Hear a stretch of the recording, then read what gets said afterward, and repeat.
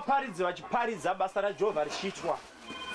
Ndine murume wandaona anga achichema achitambudzika zvakanyanya nemudumbu make. Murume uyu aratidza kuti ane mazuva anoverengeka asingaende kuchimbuzi kana kuti asingagone kuzvibatsira.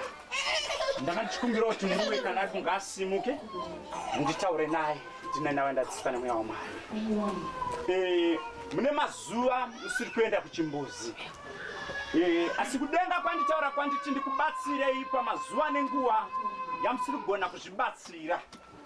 Asi ndichidzidziswa imimi pfungwa yenyu muri kufunga kuti makaisirwa poison.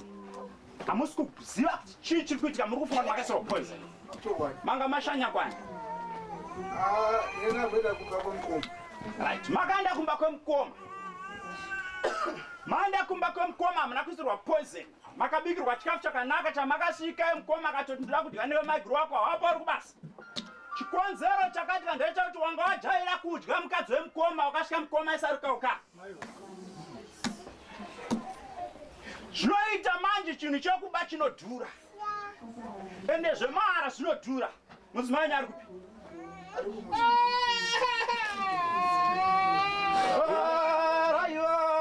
Farai vanodaru.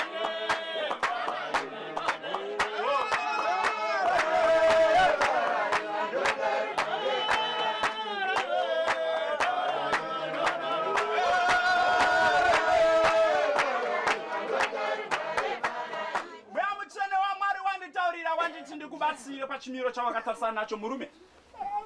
Wangu kutsvakwe ndebvu varume tinodzimurana asi kuvakadzi vevanhu madambosika wakadaro iwewe dzimwe 2 weeks.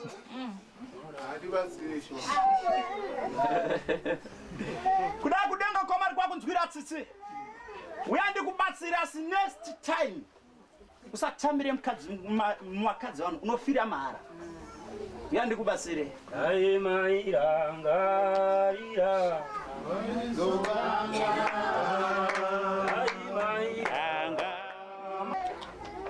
Ndikuda vana amai chirikadzi dzese dzesimuke.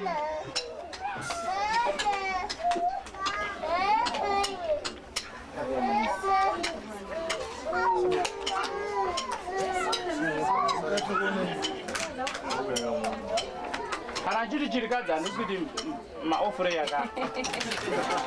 Kuda vakafirwa navarume kwete vakarambwa navarume kana vakatiza varume.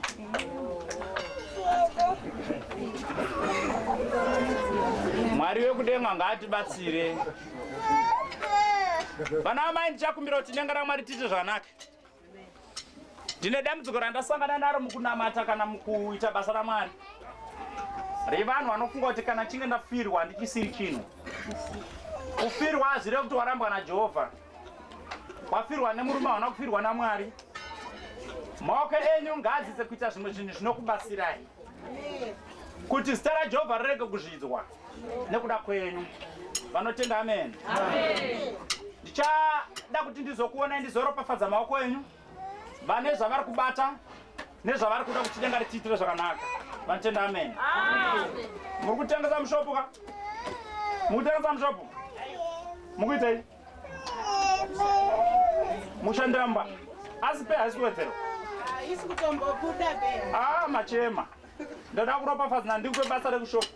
Kwaunotambira mari yakanaka kukura kumba kwanga ushanda. Kudenga Mwari ngakuchengete musikana. Uchibva pano mangwana chipiri chitatu inongori kubasa idza denga rikuchengeta. Atenda. Ndine musikana wandanzwa chichema pakafirwa nemurume. Asi nhumbi hadzina kugovewa. Kana aripo ngaasimudze ruoko.